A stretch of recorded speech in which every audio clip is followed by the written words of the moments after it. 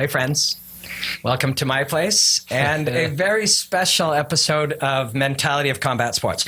There's a chance we'll have to change that to like the mentality of fighting sports or something, because sometimes when you work for a company, maybe it's not your name. I don't know yet. But this is my friend David Mullins. He is a sports psychology consultant. David Mullins, sportspsychology.com. And David Mullins, MMA on Twitter. I'm Robin Black. I'm a huge MMA nut. And I guess I do video and audio podcasts from my home now. And we drink beer. Yeah, cheers. Thanks for coming over, brother. Yeah, no problem. What the hell are we doing here? Good question. I've been shaking for a couple of days. First with sort of disappointment. If you watch our stuff, you might have picked up that Fight Network no longer makes television content. That's where we would normally get together. Mm-hmm. So 7 days ago, I got a call. Now, I've done a little podcast on this already. It's called Fighting is About Fighting. And so this is my second, but my first guest, my friend David. So I talked about it a little bit, but essentially they shut down production of this type of content. And that was 7 days ago today. I got the message, and I was away until 2 days ago. So I would have been back to work yesterday. So I literally missed 1 day of work. Isn't that cool? Yeah. I feel really proud of that. I really do. And so I wanted to bring David over because he's a good friend, and we'll bring Ramdeen in tomorrow. But we talk about the psychology and mentality of fighting and how it affects a lot of other things, how it affects sport and life and stuff. So I thought I would bring David in and ask him if he's ever had anyone cut from the UFC that he's worked with, or anyone's had big changes in their life as a fighter and how they dealt with that. Yeah, I mean, I've had a few where not so much cut from the UFC, have left the UFC or moved on to, their careers moved on, or they basically things have happened where they hadn't expected them to happen, and they're going along planning for the future, and then boom, just like that, things are different. Ever someone on an 8-year winning streak? Had like an 8-year winning streak? No, I haven't had that. I don't know if that's ever happened in MMA before. Yeah, you have now. But yeah, I've like nothing like this where literally you're at the away for the World MMA Awards where you're nominated, and then a few days later you don't have a job anymore. It's crazy. It is kind of equivalent to someone nominated for Fighter of the Year and getting cut by the UFC. That's exactly what it's like. That's true. Which, that's not going to happen. He might leave, as in have his contract to be up and he'd go to another organization. He's not going to get cut though. Yeah. So it is kind of mental what's gone on. But yeah, I mean, with situations like this, there you can look back and look, I've seen it with fighters where there's why me can be the first kind of thing, and this feeling of this kind of sadness and frustration and anger and confusion and all that stuff mixed into one. But in this case, it's a little different than I've dealt with, because, like I said, those things have been like some fighters have had to retire just because of medical issues or injuries, and that got taken away. This is different, so there would be a lot of emotion that would be there at the start, and I'm always trying to get the fighter to get past that emotion, deal with it, live with it, be in the moment that it's in, deal with the reality that you're in right now, and then start to like always, like we talk about after fights, taking lessons from experiences, even if there's very little to be taken. I mean, there's always something, and my thinking, and it's something we've talked about, the fight unfolds, you win or you lose, but afterwards, the performance itself, the process itself, what can you go and take away from it? And in a case like this, you're like, literally, I was on the top of my game, getting better all the time, and we were producing, and we were winning, and we were doubling our audience, we were making quality, all the stuff that you hope to do. But yet it still happens. You don't. My thinking, and it's a big credit to you being my friend and other mentors that I have and other reading that I have, I did look for what could I learn here? Like, is there something I could do differently? And among the things you realize if you go deep enough in the process, sometimes how you manage up, how you make Dana White like you or dislike you, how you influence the management above you. Maybe I spent a lot of time concentrating just on the work, just on fighting, the study of fighting, the podcast. Maybe if I had stroked the nuts of somebody above, and not that that's what I'm going to do next time, but understanding that these are choices that you make, and to go all in on study and all in on content and all in on that type of growth and put none in on the managing of the management, that's a choice that you make. And these are some of the things that... Yeah, but I mean, that's a tough one I don't know if that's a lesson to take away, because that's kind of what we would describe in psychology as the outcome bias, where you're looking back on decisions you made with full knowledge of how the outcome turns out. Right. And then all the decisions are what, like, you evaluate them based on the outcome. You didn't know that at the time, though, what the outcome was going to be. Right. And you were making the best decision. The way I see it, you're making the best decision at the time, as in focusing on the work and getting the best possible content out there. And people appreciate that stuff. You know, that's real. So to look back now and say, I should have done this differently, I should have been more aware of management and all that kind of stuff, it's not fair. To just interject it, let's say Gunnar Nelson loses to Damian Maia. He knows that he has lost the fight. Mm-hmm. Now he might go back and second guess all of his choices in training and preparation, and that's not right either. It's not right. No, he has to go back and look at the decisions at the time and what, because hindsight bias is a real thing. Outcome bias, the real things are a little bit different. One is kind of more focused on the positive side, one on the negative side, but they're the same thing. You have full knowledge of how it turns out. Therefore, you look back on it with I always want people looking back, taking lessons, but being aware of these cognitive biases that exist, so that you don't fall into the trap of changing things that were actually working, or adding things in that are unnecessary, or making crazy conclusion jumps. Yeah. So Stephen Thompson, before this last fight in Vegas, where we were killing it before, I'm gonna be a little bitter in brief periods, but they're shorter every day. They're a little less. It would be weird if you weren't a little bitter, though. The first 2 days, I called you. I was shaking for 2 days, and I couldn't eat for the first day. And it made me, at some point, think about what it must be like to find out that you can never fight again. Now, I know I can do this still. We're sitting here doing this. But in that moment, I no longer had the ability to do the thing that I love to do. So that was terrifying. But so to move over, Stephen Thompson talked about in the lead up that he was going to, and did successfully put on 7 or 8 pounds. I lost to Tyron Woodley. He was very heavy when he was on top of me. I think if I was bigger, it would make a difference. You can jump to that conclusion colored by the biases of the outcome. Only by those. Yeah. That's the only reason you do that, is because of the outcome, or because of looking back, and you attribute certain reasons to it. But there's a fine line between reviewing what happened and taking lessons, and going too far on the outcome based stuff, and judging all future preparation based on how, like, I wanted that happen to me again kind of thing.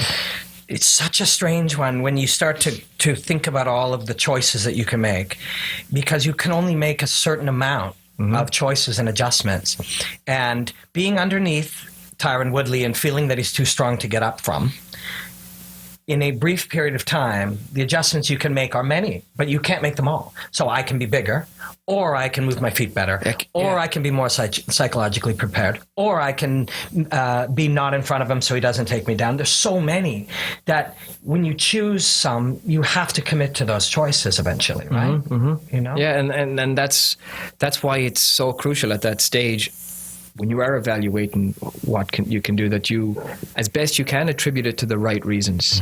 And that's really hard to do, because it feels like the right reason, that, like, Wonder Boy felt like I wasn't strong enough, or Dustin Poirier felt like the weight cut was too much, or et cetera, et cetera. There's loads of things like that out there that people attribute as the reason, and then they go and work on that thing and maybe have missed what the real things to work on were, or jump to the conclusion and then act it as if it's true. Yeah. You know, the weight cut was the thing, or man, I melted under, like, you need to be decisive. Wow, that's a tricky one. Being decisive and yet jumping to conclusions. Like, how do we? And this is what I do with.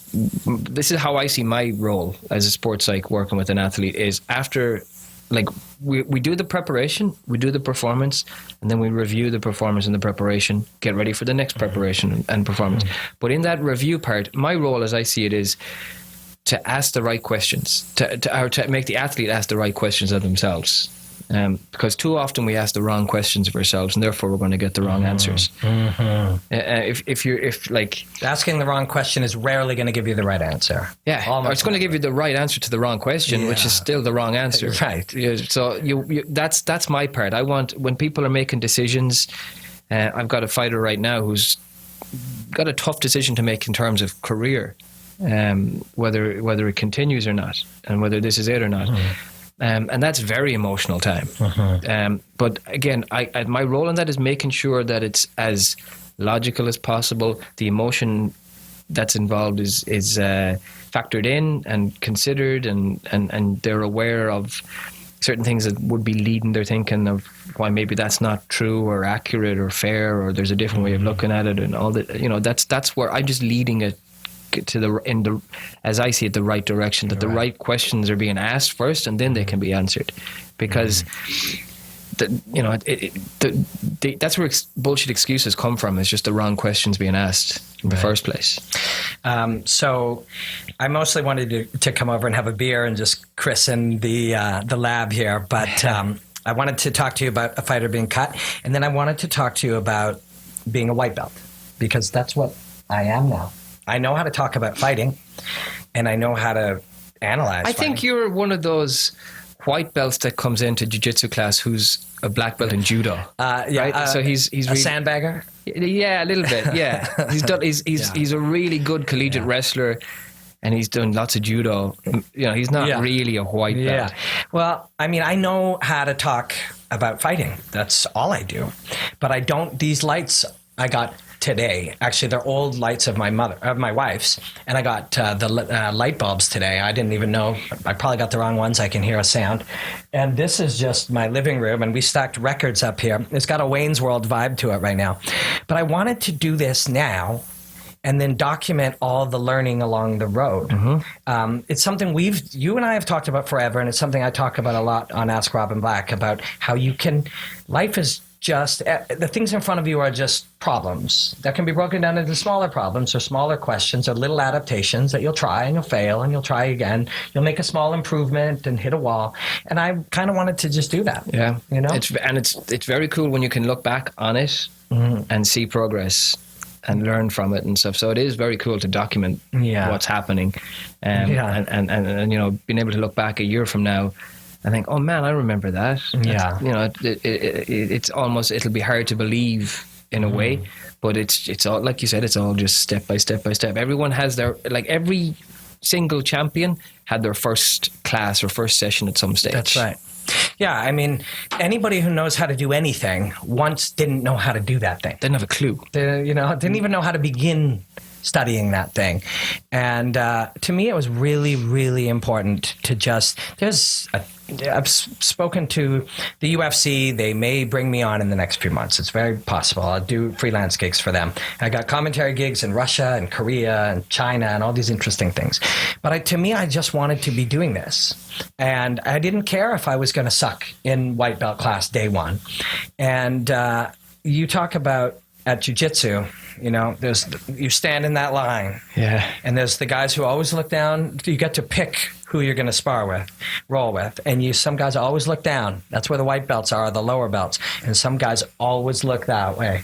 And when you're brand new, you are only looking that way. That's all you can look. Yeah. And it's exciting. Yeah. It really is. But then there's a lot to that, because, and this is why having a bit of a white belt kind of mindset is a great thing to have all the time, because what I've seen happen in jiu-jitsu class, I've trained in lots of different gyms at this stage now.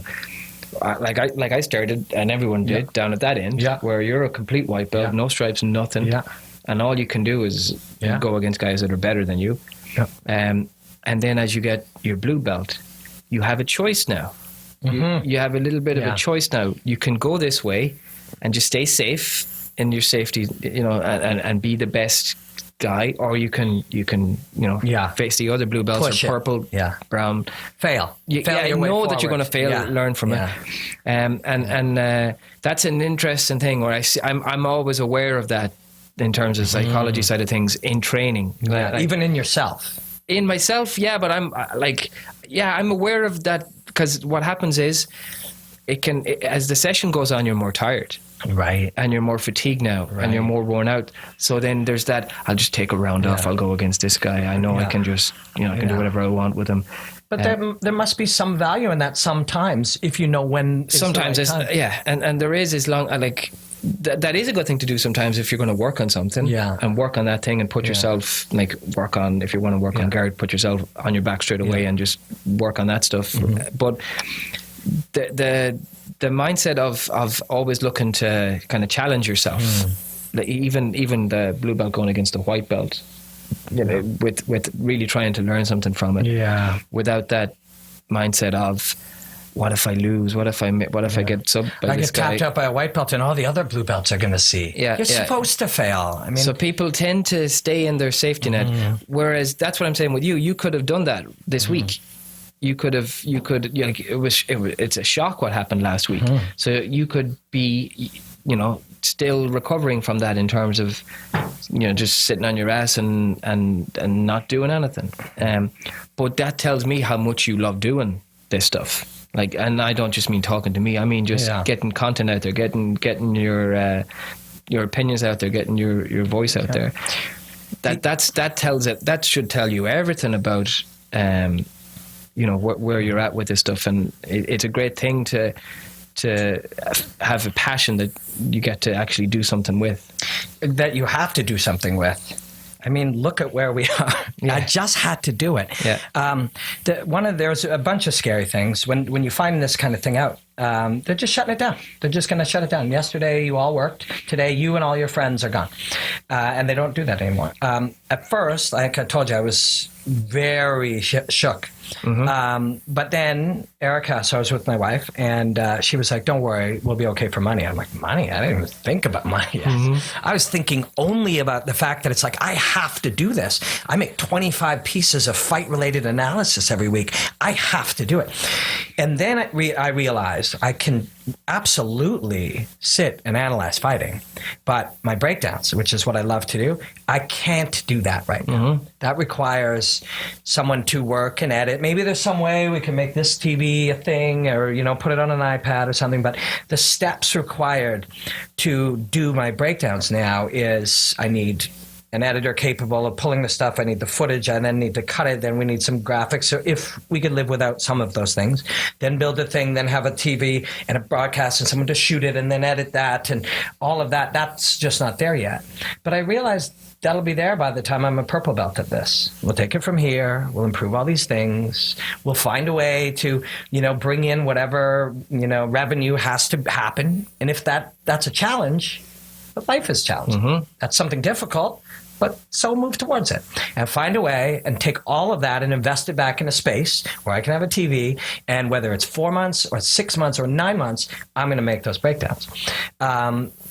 But then you also realize in the meantime, I better keep that muscle going. Like I have to do these breakdowns that no one's ever going to see. I have to make them for my own You keep saying purpose. Have to. You don't have to. Yeah, I do You have really to. want to. That's the big difference. That's that what I is mean. Have to me. I'm compelled to. You really, really want to. You're driven to. But you don't have to. And that can be a bit of a liberating thing. That's how I see this a little bit. Like, you didn't plan for this. You didn't want this. You couldn't have. No. But then it just happens completely. And we talk about controllables and non-controllables. This is literally the ultimate version of a non-controllable, where someone else's decision, some guy, bean counter, somewhere, doesn't get it fully, makes a decision. That's completely outside of your control, and that's where the idea of going back and reviewing what could I have done different wouldn't matter, because it's still outside of your control what they do. So that's outside of your control completely. The decision to do it, but you want to do this kind of stuff. You don't have to. You want to. There's a massive difference. So I see it as it can be a bit liberating, as in it just reinforces when it gets swept from under you like this. Yeah. And you get back and you make it happen yourself. Just tells you how much you want it, how driven by it are, how much your passion it is. That's a beautiful thing, because most people they're doing stuff because that's just safe, or that's just a thing they found themselves in. Like, I was speaking to one of my fighters the other day about like evaluating their career in terms of if they how do you measure your career at the end of it, or near the end of it? Is it, if you got to the UFC, then that's where you wanted to get to? Is that it? That's, if you got there, it's a success. If you didn't, it's not. Right. Or if you made X amount of money in a fight, then it was a good career. If you didn't, it was a waste of time. If you won 2 fights in the UFC, or you got to the top 10 or whatever. Yeah, whatever. Usually the goal for guys is get to the UFC, right? That's where it was. And then after that, they kind of reevaluate. But if you never got there, was it a waste of time? Mm-hmm. Hell no, it wasn't, because you were doing something you loved to do. And it was your passion, and that's a very fortunate thing in so many ways, to find the thing you love to do for a start, because most people never find something they really love to do, and then getting to do it for real, and actually pursue it and have the courage to go after it. That's a whole different thing, where you're really getting, like, there's luck involved in everything, so you're really fortunate there to get to do that. So I was saying the comparison is like to that MMA fighter who at that early on, like 19, 20, decided to start this MMA career, watched it on TV, loved it, wanted to do it. And I'm sure at the same day, someone became an accountant. Right. Somebody started to get into, went to college and did commerce and became an accountant. Yeah. I don't care. Nobody is passionate about accounting. I don't know if that's true. I challenge you. Yeah. There are people who love numbers. They just love them the way that we love fighting. Yeah, there are, but that's not. But they're settling. Well, I'm sure there are some passionate accountants. Yeah, but there are other examples like that where, especially if the choice, because there are people who are passionate about all types of things you could hardly imagine, orange juice. But there are also a lot of people who are just like, that thing will make sure that I get paid. Yeah, I get paid. It's safe. I'll get. The career trajectory is there. I'll get this amount of money. If I pass all these exams. Choices based on safety. Safety. Or what other people wanted you to go to, like parents drive people into certain things, and they make decisions based on that. Just staying in a safety net. Most people make that. That's how most people live. When you're in your own little world, you don't realize that's out there, and that's what most people are living like. So, to me, that's another kind of thing. That, in terms of when something like this happens, it kind of reinforces how much of a passion it is for you, and you get to do this stuff. You're saying have to. I don't see it like that at all. No, I agree with you. And when you do think of it, like, this isn't something you're forced to do. This is something you are privileged to do, or you get to do, or I get that. But I feel compelled. Mm-hmm. Do you know what I mean? Oh, yeah. So I do get to do it, but I feel like I have to. Like, it's only been literally yesterday would have been my first day back at Fight Network, and today we are doing this. Mm-hmm. And I couldn't. After I settled down from finding out that the floor was pulled out, there was no other option for me but starting at whatever white belt level we could, and then slowly working it back up to another. I felt no other option was real. Yeah, and that tells me everything about like what it is you're doing here. Yeah. Did you hear the Dominic Cruz interview on Rogan? I did not. I saw it over the shoulder of a few people, and I heard bits and pieces. Dom's brilliant. It's listen to it. It's outstanding. It really is, because he like some of this stuff he touches on as well. Really, setbacks and massive setbacks. Like, his injury history. Of course. Like, Dom pretty well, and his injury history it's terrifying, really. Yeah. Nobody comes back from that. Nobody comes back from that. Never mind comes back to become a world champion again from that. He's special. He's very much so. Right. He would say, and he would be right, that he's not special. He just built on things, on top of things, on top of platforms, on top of knowledge bases, on top of belief systems, on top of reinforced evidence, et cetera, et cetera. And he'd be right. But we can still look at it as special because it's so rare. Yeah. We're all capable of it, as weird as that sounds when you see somebody that's in for that sure. But situation. even people now look to him as the example. Like I do. Yeah. But he in the downest part of it all, he had to look for other people for examples, and he did that. He studied other people who came back from the injury from different sports and things like that, and he realized it's possible. And now he's the example for other people. And he's facing other injuries, but he now knows that he's capable of recovering or transcending those challenges. But he touched on this, and this was the thing that stood out for me from what I do, was the thing that when he was at the maybe the second ACL or whatever it was, when he realized that what controllables and non-controllables really were, and letting go of the things he has no control over, and just focusing in on the controllables, and that just lifted such a weight off him, and he was freed up by that stuff. It was liberating in a way for him. Yeah. There's I hope that's the thing that people got from that interview. Probably not, but maybe not. But some will, and even if a small segment does, it'll be really valuable. Yeah. But it's as good at because that's as real as it got in an MMA career, having to deal with setbacks and all that kind of stuff, and the lessons to take from that are, they're there for everyone, because like we talk about, non-controllables are going to happen. So no one could have predicted this with you. We're sitting no one could have predicted this with you. Certainly not on Thursday of last week. Should have seen my jacket. I gave Dana an award for, and I was, it was wild. It was really a wild thing. I'm very proud to be sitting here. 7 days after that, though. I really am. Oh, yeah. I really am. Every right to be.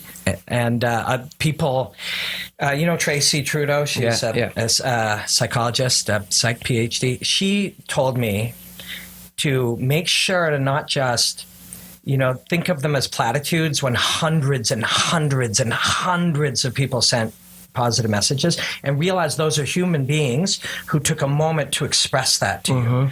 That was a real, somewhere in my sort of path of figuring out the shock of the first few days, sitting long enough to realize that human beings cared about the stuff that he did. There were a lot of little things like that. And Sarah Kerchak wrote a real nice thing advice. I read it. Fightland. She's really great. And that was really nice. And Jack Slack and John Anik and Stan and Chael and Brandon Schaub and all these, Steffi over at Bloody Elbow and all these people, and then hundreds and hundreds of people. And Stefan Patry at TKO said, "You're my commentator." And Russia, ACB contacted me to work for them. Monster Zim in Korea contacted me. I got contact from Big Knockout Boxing today. So there's lots of course, though. Yeah. Well, I mean, but it is still like really Tracy said, it is cool to see that happening, because people didn't have to do that. Exactly. That's it is nice to hear. It is reassuring and all that kind of stuff. But it comes back to that thing then of how you evaluate and what happened, and it can be. You start to ask the wrong questions. What did I do wrong? Right. What could I? Why me? And all that kind of stuff. Well, I did spend some time when I absorbed that thinking, what the fuck are these guys thinking? Look at all the response. In a world where there is a too small of it, everybody is looking for something that connects with people. We were doing that, but then I realized that has nothing to do with it. Nothing. Bean counters don't think in terms of connection and emotion. They think in terms of blind metrics, and blind metrics don't have feelings. No. And this is another thing I was thinking about with what happened with you, and I'm going to go on to nothing about you might know the name Tom Brady. You might know what the NFL is. I do. He's a football guy. Yeah, it's good. I wasn't sure if you would know. I definitely know. You could name 8 football players, and if Tom Brady was one of them, he would be one of the 3 or 5 I would know. Yeah, for sure. But so this is I was thinking about this stuff as well, in terms of just how decisions like that are made with what Fight Network decided to do, and the way the road they go down and all this kind of stuff. How organizations are not sometimes they're doing that thing where they're asking the wrong question, and they're looking at things, and they're just looking at certain measures and different things, and like Tom Brady was drafted in the 6th round. It doesn't make any sense when you look back now. He should be the number 1 draft pick easily, but he was like, I think he was a 7th quarterback taken in the draft. The Patriots get credit for drafting him, but they shouldn't, because they drafted him in the 6th round. So they gave every team, how many teams 6 chances? 20, 30, 30 teams. So call it 30. 32 teams. 50, that's 150. And if they were 15, so 166th or whatever. Yeah. They skipped them 5 times and 161 and gave every other team a chance. Every other team had a chance. So they should get no chance. credit whatsoever. None. But this is the thing of the focusing effect is called, where people tend to look at just zeroing in certain things when they're making big decisions, and they get stuck on these things, and that's how they measure. That's how they measure and decide what to do. And that seems like I don't know the ins and outs. I don't know the politics of it all, but that seems like what it looks like in this case is. Focusing on certain numbers or certain predictions and stuff, rather than seeing maybe the big picture or whatever. I don't know. But that's something you need to do as well. And that's something anyone needs to do in a situation like this, is understand that the people making the decision, they can fuck up as well. Yeah, and they regularly do. I mean, when people who work deep in television are observing and they go, this is counter to everything that everybody who's informed with the future does these days. They could be wrong though too. I mean, sometimes if something costs $450,000 a year and it only makes $320,000, it doesn't make sense. If that's the only thing that matters. So, but in the end, I'm 7 days later. Ramdeen's already doing pretty good. He's coming over tomorrow. Yeah, Bobby, a little bit. Yeah, he's doing pretty good. And Bobby, our producer, and the other 8 or 10 guys that were part of that. Everybody's, I mean, there's a certain amount of influence that you hope to have on each other. To be able to realize, and Ramdeen, we use the analogies, hey man, if you're in half guard, it doesn't matter how you got to half guard. You know how to work in half guard. Yeah. It doesn't matter that you were in guard and they passed your guard unless you let that matter. It's just half guard. It doesn't matter whether you worked your way back to half guard or you got pushed to half guard. It's still just half guard. And this may not be half guard. Maybe I'm mounted right now. But definitely side control. Yeah, exactly. I know how to work out of being mounted. And I know how to improve position, and I know how to get better at things, and I know how to ask questions, and I know how to invest in failure and get better. So I'm kind of excited about it. Yeah, for sure. Yeah. And then what it does the next time something goes wrong, unexpected, non-controllable, you know how to deal with that. You won't know the exact, when we touch on this loads of times, you cannot plan for every possible scenario. The guy in the parachuting into the ring while you're fighting. But you can have the same responses in principle next time something goes wrong. That's what Dominic Cruz kind of touched on when he started to learn how to recover. So the next time he got injured, he knew how to deal with it better emotionally as well. He was better at being able to be in a situation of failure because he'd been in situations of failure and trusted himself to be able to adapt and improve. And he knew he was more than just a champion or more than just a fighter. He when he was away, he realized that there's so much more to him than that. So he didn't define himself by that, which is a great thing as well to be able to do. So you used to be the Fight Network guy. You're not that anymore. No. But here you are. You're still fine. Yeah. So you should never. Nobody should define themselves by what they do. Yeah. They're far more than that. Dom, I'm sure, mentioned that it was incredibly painful to no longer be Dominic Cruz the champion. But for sure. But he's recovered. Next time, hopefully, you can come back for another beer and another one of these in the next couple of weeks. Maybe it'll be better. Maybe I'll paint something or smooth something out. I mean, the Van Halen swap meet thing could be improved upon. I was thinking of putting some fight stuff up in here. It's all in the other area. I've got my painting of fighters. I got fight scenes. I got boxing. But I thought, you know what? Let's just hang out. This is what's there. This is what's here. Yeah. But maybe we can touch on the idea of anti-fragile versus resilient next time, which is what you're talking about with Dominic Cruz. Yeah. I have not yet read this book, but I've absorbed a lot of information about it. The idea that the opposite of fragile isn't resilient, it's anti-fragile, becoming even tougher through challenge. So let's touch on that next time. But before I sign us off, I really do want to thank people. They were really nice. And I don't know if I said it already, but Stan and Anik and Schaub and Luke Thomas and Chuck Mindenhall and hundreds of people and TKO and ACB and Monster Zim and ACB's a good show. Yeah, I know. Yeah, they had a great show last weekend. I might be going to Moscow March 15th. If not, I'll be there April in St. Petersburg, which is beautiful. And so many fans as well. I see the stuff coming through. So many people that was part of their day, part of their week at least. You know, that it's pretty cool that's going to be back for them. Yeah, and it's going to be fun. I'm up for the challenge. I'm up to incorporate all these things that you learn from studying fighting back and studying fighters strive and get better and raise the ranks and become champion or have setbacks and go beyond. I'm excited to incorporate that into this. And so thank you guys for hanging out with us. Anything else? Any other thoughts you have before we finish our beer? Yeah, next time we'll get into some more stuff about actual fights coming up and all that kind of stuff. We'll get back into the usual flow of things. The odd setback here, so we haven't been talking about fighting as much. But that'll end tomorrow. I'm going to sit down with Ramdeen. I'm sure we'll have to rehash it for a few minutes, so please humor us. And then we'll get right back into fights, which is what we do. David Mullins, he's David Mullins MMA on Twitter, David Mullins sportpsychology.com. Go check out his website. Robin Black MMA on Twitter. Patreon, I guess it's a site where you can help me. Somebody's helping me set it up. I think some of the assistance, if you give me, I'll Skype you in to fight parties that we have and stuff. I don't know how that works. But if you found this on SoundCloud or my YouTube channel, which I don't know exactly what that's called either, please share that kind of stuff. It's going to take us a while. We're white belts around here, but we're excited about it. Thanks so much, guys. See you next time.